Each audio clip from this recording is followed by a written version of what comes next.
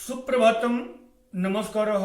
स्वागतम् अत्र भवतां सर्वेषाम् अष्टमी कक्षायाः संस्कृत रुचिरा पुस्तक पाठने एक बार पुनः आप सभी का आठवीं कक्षा की संस्कृत रुचिरा पुस्तक के पाठन में स्वागत है।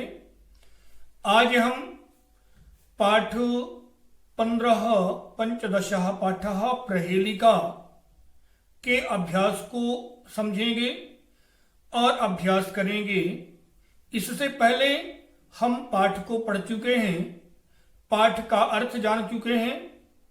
तो पाठ के अर्थ को समझने के लिए या पाठ के को जानने के लिए इसके पहले वाला वीडियो देख लेंगे तो वह समझ में आ जाएगा।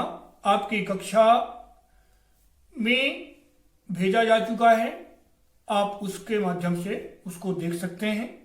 अब हम सीधे स्क्रीन की तरफ चलते हैं और स्क्रीन के साथ में हम पाठ के अभ्यासों को समझने का प्रयास करते हैं। इस पाठ के बाद केवल और केवल हम व्याकरण को समझेंगे, व्याकरण को जानेंगे, क्योंकि जब तक हमको व्याकरण नहीं आती तब तक हम किसी भी भाषा को सही तरीके से ना तो समझ सकते हैं, ना समझा सकते हैं, ना बोल सकते हैं और ना लिख सकते हैं। तो इसलिए व्याकरण को सही तरीके से समझने के लिए, भाषा को सही तरीके से समझने के लिए हमें व्याकरण के वीडियो देखना अत्यंत आवश्यक है। इससे के पहले भी आपके पास व्याकरण के वीडियो आते रहे हैं। अब उन्हीं वीडियो को हम एक बार पुनः रिपीट करके और आपके क्लासरूम में भेजेंगे, जिसको आपको अनिवार्यतः देखना है यदि हम चाहते हैं कि हमें कुछ बने तो। अन्यथा यदि आपसे कहीं समस्या आती है या आप परीक्षा के दिन कहते हैं कि हमें समझ में नहीं आया है, तो इसकी जिम्मेदारी आपकी स्वयं की होगी। इसके लिए शिक्षक या विद्यालय जिम्मेदार नहीं होगा यदि आप वीडियो नहीं देखते हैं तो। यदि आप वीडियो देखते हैं तो आपको समझ में कोई चीज़ नहीं आती है तो आप वीडियो के साथ में कमेंट करके और उस समस्या का समाधान उसी दिन करें। परीक्षा के दिन किसी भी समस्या का समाधान नहीं किया जाएगा, यह स्पष्ट रूप से मैं बता देता हूं। वीडियो पूरा देखेंगे तभी समझ में आएगी कोई बात। यदि आप सोचें कि हम पॉज करके और आगे बढ़ करके देख लें तो वैसे ही पॉज करके आगे बढ़ के नंबर भी मिलेंगे, इसमें कोई संदेह नहीं है। इसलिए सही जानकारी के लिए सही पढ़ें, सही समझें, सही वीडियो देखें। तो चलते हैं स्क्रीन की तरफ और पाठ के अभ्यास को समझने का प्रयास करते हैं। आइए। पंचदश पाठ प्रहेलिका अभ्यास। श्लोकांशेषु रिक्तस्थानानि पूरयतु। श्लोकांश से रिक्त स्थान भरना है। कहता है श्रीमंतिनीषु का शांता, पुनः राजा आगे रिक्त स्थान, गुणोत्तमः। आपके श्लोक से भरा जा सकता है, मैं केवल बता रहा हूँ। इसमें आपको स्क्रीन में लिखा हुआ नहीं मिलेगा, इसे स्वयं पाठ से देखना है। तो सीमंतनीषु का शांता, राजा को भूत गुणोत्तमः, कम संजघान कृष्णः, का गंगा तो का शीतलवाहिनी गंगा, के रिक्त स्थान है दारपोषणरताः, कम न बाधते शीतम तो कम बलवंतम न बाधते शीतम, वृक्षाग्रवासी न च पक्षिराजः, त्रिनेत्रधारी न च शूलपाणिः। पुनः श्लोकांशम योजयत। श्लोक के अंश को जोड़ करके और सही जोड़ी मिलाना है। किम कुर्यात् कातरः युद्धे अत्रैवोक्तं न बुध्यते। विद्वद्भिः का सदा वन्द्या तक्रं शक्रस्य दुर्लभं। कं संजघान कृष्णः मृगात् सिंहः पलायते। कथम विष्णुपदं प्रोक्तं का शीतलवाहिनी गंगा। आपको व्यवस्थित रूप से श्लोक के साथ में श्लोक की लाइन के अनुसार आपको जोड़ी मिलाना है। तो जैसे पहला है किम कुर्यात् कातरः युद्धे, उसके आगे की लाइन थी मृगात् सिंहः पलायते। पुनः विद्वद्भिः का सदा वन्द्या, तो अत्रैवोक्तं न बुध्यते। कं संजघान कृष्णः का शीतलवाहिनी गंगा। कथम विष्णुपदं प्रोक्तं। पुनः तक्रं शक्रस्य दुर्लभम। पुनः उपयुक्त कथनानां समक्षम आम अनुपयुक्त कथनानां समक्षम च न लिखत इति। उपयुक्त कथन के सामने, सही के सामने आम और गलत के सामने न, ऐसा लिखना है। सिंहः कर्णां कुलं हन्ति आम। कातरो युद्धे युध्यते, तो न। कातरः युद्धे पलायते, कातरः युद्धे न युध्यते, अतः न। कस्तूरी मृगात् जायते आम। मृगात् सिंहः पलायते न। मृगात् सिंहः पलायते न, अपितु सिंहः मृगं हन्ति। शेर मृग को मार देता है, उससे डर के भागता नहीं है, अतः न। कंसः जघान कृष्णम। कंसः जघान कृष्णम न। कृष्णः जघान कंसम। कृष्ण को कंस ने नहीं मारा, बल्कि कृष्ण ने कंस को मारा है, अतः न। तक्रम शक्रस्य दुर्लभम आम। पुनः जयन्तः कृष्णस्य पुत्रः न। जयन्तः इंद्रस्य पुत्रः, तो जयन्तः शक्रस्य पुत्रः, इसलिए न। संधि विच्छेदम कुरुत।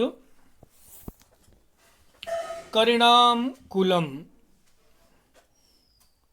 तो सामान्य ही रहेगा। करिणाम कुलम, अनुस्वर के जगह में म आ जाएगा। करिणाम धन कुलम। को भूत, कह अभूत, विसर्ग संधि में है, कह अभूत।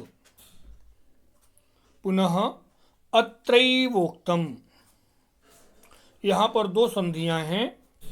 अत्र एव एक जगह हो गया, और दूसरे में आएगा उक्तम। अत्र एव उक्तम, तो तीन शब्द बनेंगे। अत्रैवोक्तम, अत्र एव उक्तम। पुनः वृक्षाग्रवासी। वृक्ष धन अग्रवासी। त्वक वस्त्रधारी, त्वक और वस्त्रधारी। बिभ्रन्न, बिभ्रम न। पुनः अधोलिखितानां पदानां लिंगम विभक्तिं वचनं च लिखत। यथा करिणाम पुल्लिंग है, षष्ठी विभक्ति बहुवचन है। इसी प्रकार से कस्तूरी प्रथमा विभक्ति एक वचन स्त्रीलिंग। युद्धे युद्धम नपुंसकलिंग शब्द, सप्तमी विभक्ति एक वचनम। सीमंतनीषु तो स्त्रीलिंग, सप्तमी विभक्ति बहुवचनम। एक बार पुनः, सीमंतनीषु सप्तमी विभक्ति एक वचन बहुवचनम, सप्तमी विभक्ति बलवंतम। पुल्लिंग शब्द है बलवान, उसका द्वितीया विभक्ति का एक वचन बलवंतम। शूलपाणि पुल्लिंग शब्द है, प्रथमा विभक्ति एक वचनम। शक्रस्य,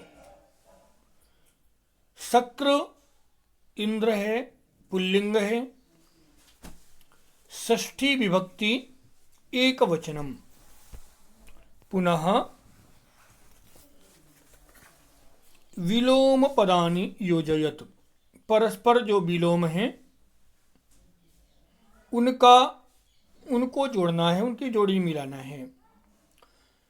जायते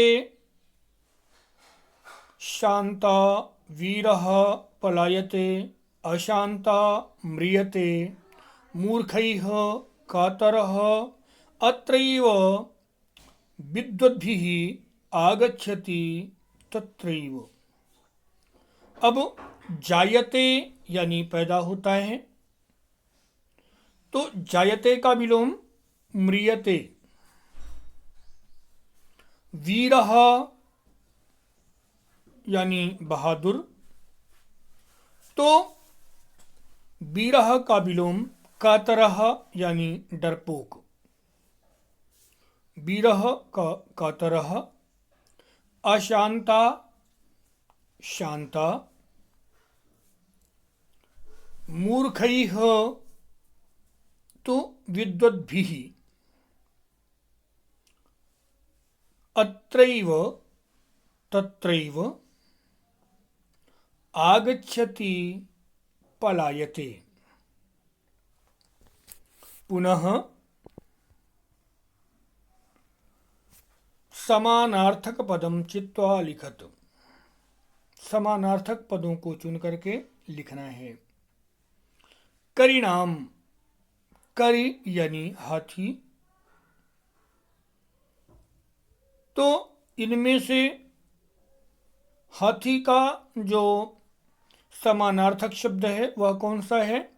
अश्वानाम, गजानाम, गर्दभानाम।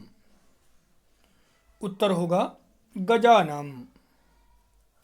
अभूत, अचलत, असहत, अभवत। तो अभवत इसका उत्तर होगा। वंद्या, वंदनीया, स्मरणीया, कर्तनीया। तो वंद्या यानी वंदनीया। बुध्यते अर्थात लिख्यते, अवगम्यते, पठ्यते। इनमें से अवगम्यते, बुध्यते अथवा अर्थात अवगम्यते यानी समझता है। घटः, तडागः, नलः, कुंभः। तो घटः यानी कुंभः। संजघान, अमारयत, अखादत, अपीबत। तो उत्तर होगा अमारयत। पुनः कोष्ठकांतर्गतानां पदानाम् उपयुक्त विभक्ति प्रयोगेण अनुच्छेदम पूरयत। यहाँ आपने यदि विभक्तियों के या कारक प्रयोग के सभी वीडियो सही तरीके से देखे होंगे, जो कि मुझे आशा ही नहीं पूर्ण विश्वास है कि आपने नहीं किया, तो यदि आपने उन पहले के वीडियो को सही तरीके से देखा होता और समझा होता तो आपको मेरे बताने की आवश्यकता नहीं होती, आप स्वयं ही यह सब करने में समर्थ होते। तथापि एक बार बता देता हूं। एकः काकः डयमानः आसीत्, आकाश शब्द है। तो एकः काकः आकाशे डयमानः आसीत्।